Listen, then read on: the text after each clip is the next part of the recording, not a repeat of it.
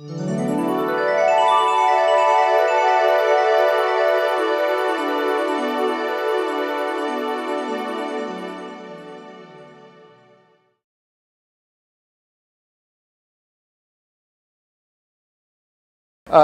Halpenny, she's a longtime attorney, and she's the current Spiritual Life Center board president, and has been a board member for over 4 years of Spiritual Life Center.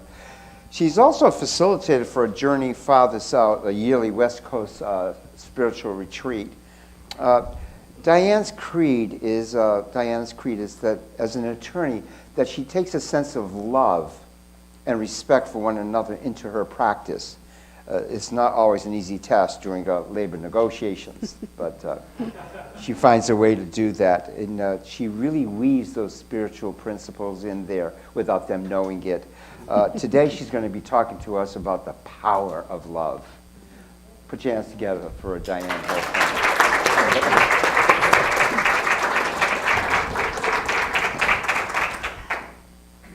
Well, I am really honored to be sharing today with all of you, and it's a beautiful day and honored that you chose to be here, and just in awe of the two speakers who preceded me today and how powerful your lives are. Thank you for sharing. In early January, and shortly after RJ asked me if I would be a speaker, he contacted me and asked me what the title would be of my talk, and said, you know, it's close to Valentine's Day, so if you could make it something about love, that'd be good, and weave in about your being a lawyer and about your camps and the Spiritual Life Center, and and so I just gave it a little thought and said the power of love. And so since then, it's been like this seed planted on how does power of love impact my life? How has it guided and directed me in who I am today? And I want to go back to my childhood, because that's often where everything starts, and as Tess mentioned, kind of the alchemy of our childhood gets seeds planted in our subconscious that we may not even be aware of until much later. And that was certainly true for me in the realm of love. I grew up, and it's said and believed, and I think Tess also mentioned this, that we choose the family that we're born into for reasons that serve our spiritual growth. And I've come to believe that that's true. I also believe that we are wired to want to love and be loved, that is what motivates so much of what people do, even if they do it in ways that don't look very loving. I believe that that's at the core and at the heart of that. And that's been true for me. I grew up in Novato, in a little town north of San Francisco. It was little then, not so little now, back in the 50s and 60s. And it was pretty much an idyllic family life. There was my dad, who worked for the federal government, 9-to-5 job. My mom was a homemaker, active in our church, active in the school PTA. My parents were founding members of the Methodist Church in Novato, so I grew up in the church from the time I was 4. There was very seldom a Sunday that I was not at Sunday school. And so I learned the stories about Jesus and how Jesus loved us and taught us to love one another. If any of you are from that era, which looking around probably most of you are, you'll remember the shows, maybe some of you in the back there aren't, some of the shows, the Donna Reed Show, Leave It to Beaver, Ozzie and Harriet, and that was kind of what our family looked like. I have 2 older sisters, one's 14 months older than me, one's 6 years older than me. And to outward appearances, we were just the normal, typical family. There wasn't any abuse in the family. There wasn't any deep, dark secrets. We had a roof over our head. We had food on the table. There wasn't any substance abuse or physical or mental abuse. It was, to all intents and purposes, the idyllic family life. The problem was for me that there were times when I was deeply unhappy because I simply didn't feel loved. And my parents both grew up in Canada, in Manitoba and Saskatchewan, and I think they came from a culture where that just, the expression of love, either physically and verbally, was just not part of their culture. And so I never heard the words, "I love you," expressed in my family growing up. We were never hugged. We were never kissed. It just wasn't part of our family growing up, and I yearned for that. There was one time when my father and I got into an argument, and that wasn't a totally uncommon thing to have happen. But we got into an argument, and I made this statement to him, "I didn't ask to be born." And he said, "Well, we didn't ask to have you either." And my mother said, "Bill." And he said, "Well, it's true. We already had a baby. She was just a little baby. I was out of work. The last thing we needed was another child." And I felt crushed. Now, I know later in his life, my dad would have denied ever saying that. But it happened, and I cried myself to sleep that night. I sobbed into my pillow and knew I wasn't loved. As a child, that's the perception you take. And from that, I interpreted that as, in my child's mind, as I don't deserve to be loved. If my parents don't love me, then I don't deserve to be loved. And that's been kind of a subliminal part of my operating system. And I believe that I chose to be in that family for the reason that my soul needed to learn to love myself. And that was the higher message. Now, lest you think that that was the end of the story in that realm, in high school, encounter groups were quite popular. And in our church youth group, we started doing encounter groups where we would sit and look at somebody in the eye and say, "I love you, I love you, I love you," which was very uncomfortable for me. But I decided to try it out with my parents. So I started telling my parents I loved them. And it was the first time that I had ever said that. And it was very awkward. It was very uncomfortable. They were embarrassed. They didn't know how to respond. But I want to say that by the time in their later years, telling each other we loved each other, hugging, kissing each other was very comfortable. It became a very comfortable part of our family. And I know that they loved me. As an adult, I know that they loved me. But the seed that got planted in me was I needed to learn how to love myself. Now, another reason I think that was important for me is, as I mentioned, I grew up in the Methodist Church, and I learned about Jesus. And I learned that Jesus loved little children. I mean, we sang the song, "Jesus Loves Me," all the time. And we sang the song, "Jesus Loves the Little Children of the World." And I knew the story from the Bible of Jesus telling his disciples to let the little children come to him. And so Jesus became very important for me. And his message to love one another and love all the children of the world, no matter what color they were, that was another part of the deep operating system in me that caused me to want to find a loving spiritual community that put that love into practice. John mentioned seeing love in action, and that's what I wanted in a spiritual community. So, as JG mentioned, I became a lawyer. I actually set out to be an elementary school teacher, got my teaching credential, and then couldn't get a teaching job. So I made a deal with God that I'm going to do everything I can to find a teaching job for the summer. During the summer. And if I can't, then I'm going to take that as a sign from you that I'm supposed to be a lawyer. Now, so I sent out 50 resumes, and I got no responses. And so I set my sights then on preparing to take the law school admissions test, and I got accepted and went to law school and became a school attorney. So if I could get in one door, I'd try another one. And that's been my career now for 36 years of being a school attorney, and particularly labor relations, negotiations, personnel work, discipline, firing people, and that kind of thing. So in my quest for finding a spiritual community, one of my dear friends who I've known since elementary school kept telling me about this camp that she and her family went to called Camp's Farthest Out. And after my divorce in 1996, she said, "Okay, I want you to come to camp with me. You're going to share the cabin with my family, and you're going to come to camp with me." So I went. And I tell you, from the moment I stepped on the grounds of that camp, I was embraced by love. That camp typified the kind of loving community I wanted in my life. The only problem was it only happened once a year.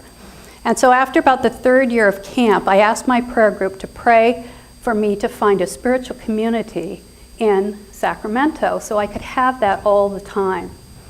And over the course of the next year after that camp, 3 different people told me about a new church that was just getting going. And only one of those people had actually attended. The other 2 had not even attended, but they all said, you know, I think you'd like this church that's getting started. And it wasn't that I was telling them about this intention or this prayer, it's just this came up. And it was Spiritual Life Center. So finally I gave it a try in August of '99. And as soon as I got to the door, I was hugged and embraced and said, you're welcome here, thank you for being here. And I felt I had come home. And I have found my spiritual community that is based in love. And it's very important to me. So while this spiritual community has been helping me on this path of finding who I am in this person of love, meanwhile I'm over here as an attorney and I'm doing labor relations. Now, when you become an attorney, you take an oath to zealously represent your client within the bounds of the law. That's one of the fundamental obligations as an attorney. Well, when you're in negotiations, to me, that interpreted as I need to defend my client. So at the bargaining table, when the union would start bashing administrators and principals, by gum, I defended them. And when people misbehaved and needed to be out of the system, by gum, I went after them. I investigated, I intimidated, I queried, I put my cases together, and I fired people. And eventually, I started feeling this disconnect between my spiritual path of love and being in the world of spirituality and me as the hard-nosed attorney. So one time I was visiting a friend and I was really having one of those career crises moments, wondering maybe I'm in the wrong occupation. And so a friend of mine took me to a place called Inner Light Foundation down in Los Angeles, which was a church founded by Paramahansa Yogananda. And in that service, there was a meditation that was a very deep, quiet meditation. And I posed the question, do I need to find a different career? Can I be consistent with who I say I want to be and be a lawyer? Or do I need to find a different occupation? So in the silence, as I'm reflecting on that question, I heard very profoundly a voice say to me, every occupation needs people who can love. Every occupation. And I was so startled because the voice was so clear that I looked up and the person, the spiritual leader of the church, was sitting on the stool and he was staring right at me. And he gave me a little nod and a smile. And it was like, oh my gosh, I'm getting chills just sharing this. And so I resolved to stay in my career but figure out how to do it differently. How could I zealously represent my client and yet still be a person that embodied my spiritual beliefs about love? And so I went back to one of my old teachings, which was the golden rule. How would I want to be treated? If I weren't doing the job somewhere, how would I want to be treated? And so I started trying to fold that into my practice. So in one situation, we had a teacher who had some mental challenges. And she was doing bizarre things in her high school class, like leaving the class and going out and staring out into the field. And just doing a number of very bizarre kinds of things. And it was time for her to get out of the classroom. And so I commenced the dismissal process. She decided not to have a lawyer, which was a terrible decision, but that was, par for the course with her mental challenges. And so I would meet with her one-on-one and just talk to her about what did she want for her life. And share with her that we couldn't keep her in the classroom, that it wasn't good for her or the kids anymore, and she needed to find something else. And maybe we could work out some way to ease her transition. And I listened to her fears. What was she going to do? Her husband had divorced her. She didn't know how she was going to make a living. And I said, you know, maybe we could go to the retirement system and get a disability for you. And so we worked out a resolution of that, and she left teaching. I felt much better about how I handled that rather than going through a full-blown adversarial hearing that wasn't going to help anyone. Another time, I had gotten into a model of negotiations called interest-based bargaining that was a much more conciliatory form of bargaining rather than just, you know, going back and forth across the table with proposals. And so that was really the model that suited me. And then I got a call one day. I was in private practice at this point. I got a call from a college president who said, you know, I've been told that you can be a really tough negotiator, and that's what I want. I want to hire you to do our negotiations with our faculty. And I said, well, you know, I really do more interest-based. He said, I don't want to do interest-based. I have no interest in doing interest-based. These faculty members are driving me crazy. I want a tough negotiator, and I want that person to be you. Well, we were trying to build our community college client base, and so I didn't really feel I could say no, so I said, okay, I'll do it. And so I went up, and I was back into my hard-nosed bargaining, and of course it wasn't going very well. The faculty wouldn't agree to anything. It was ugly negotiations. They were mad, we were mad. And so finally, after several sessions of making no progress, one morning before I went into bargaining, I said a prayer. I said, God, this isn't going well. This is not who I am. Help me make these negotiations go better. Be with me during these negotiations and help me know what to say in the bargaining. So we got together, the teachers and the administration, and as we always did, we checked in and said, how's it going, before we started the actual negotiations. And everybody was, oh, fine, everything's going well, blah, blah, blah, all the way halfway around the table until we got to the faculty spokesperson. And he said, well, it's not going well for me. I'm pissed. And the old me would have said, oh, brother, here we go again. And he said, I want to tell you why I'm pissed. And so the inner voice, the higher self that I had asked to guide me, told me, just listen. All you have to do is listen. So he told this story about how he had spent the prior month working on a sabbatical proposal. And a sabbatical is where he's been there long enough, he can go out and be paid and do something outside the teaching realm for a year or half a year and come back and bring it back into his classroom in some way. So he said, I spent a lot of hours working on my sabbatical proposal. I took time away from my kids. I took time away from my bicycle riding, which I love. I put a lot of time and effort into this proposal. And I took it to the board last night, and the board turned it down. They didn't explain why, they just said no. And he said, and I'm pissed. And the old me would have tried to defend my client, even though I didn't know why the board had turned it down. But because I had listened and made a resolve to have, to come from a spiritual place, I said, wow, I can really hear how angry you are. I get that you took time from your kids and you took time from the things you love to do to put a lot of time and effort and consideration into this, and then to just have it turned down summarily. I can see why you're angry. I would be too. And I'm sorry that happened. I don't know why it happened, but I'm sorry that it happened. And that's all I said. And it just totally changed the energy dynamic that day. He was cheerful. He was happy. When we passed each other during a break, he said, hi, Diana, how are you? Which was unusual. And it just was such a lesson to me that I didn't have to come on like gangbusters and be a lawyer. I could bring these two parts of who I am together. And that, I think, is really powerful.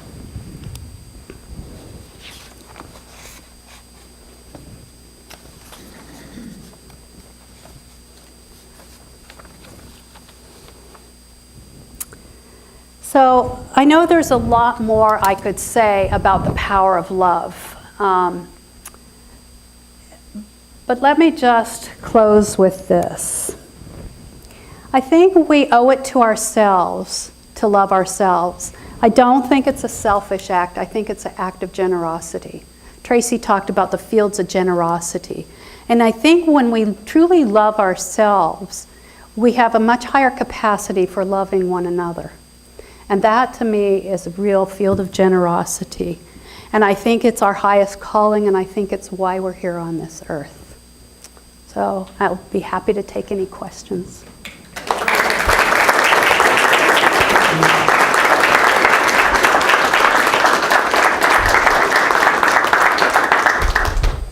We have a question from Tess. It's actually a comment more than a question. I just want to say, well done, Diana. My goodness. Thank you. Really. From the work you did with your parents, awesome, healing the whole family, and taking the time and the spiritual road to transform a career that you had invested in so heavily. I'm really inspired by that and inspired by the you that you are. Thank you, Tess. Thank you. Thank you. Tom Crystal? No? Tom, were you going to? Okay, Bunny. Hi. Hi. Part of my job is a Kaiser, and we just got through with 4 years of negotiations. And one of the things that kept me out of doing it was the vitriolic, enemy-based, us and them language that was used by the unions. And yet we got our raise, which I'm grateful for. But I was wondering how did your negotiations change once you started weaving love into it? Mm-hmm.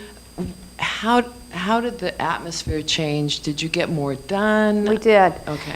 We didn't solve it that day, and as it turned out, the president left the college, and the new administration decided to go back with their old negotiator. But we made progress that day, and I think really critical to that was we started listening to each other. Exactly. And when we started talking about the positions, it didn't have to be so positional. We could actually listen to each other. I will share, early in my career, I worked for 20 years as an in-house counsel for San Juan School District. And part of my job for most of that time was negotiations. And so the union representative with the teachers had been trained in Kansas in the Saul Alinsky model of power-based bargaining. And he was very good at it. And one of the things, when we got to a place where we had done interest-based bargaining so we could actually then become friends, he shared with me one of the techniques, and that was that each person on their team was assigned to monitor each person on our team and take notes of behavior. And then he would put certain things into the conversation, and they would record our behavior, and there was a categorization of each of us as an animal type. And I said, well, so what animal was I? And he said, you were a cat. You were very clearly a cat. And I said, well, what does that mean? And he said, well, if we wanted to get an agreement, we knew we couldn't back you into the corner. But if we wanted to get propaganda, we wanted to get good quotes for our propaganda materials to the teachers, we just back you into the corner and let you come out with your claws bared, and we never were disappointed.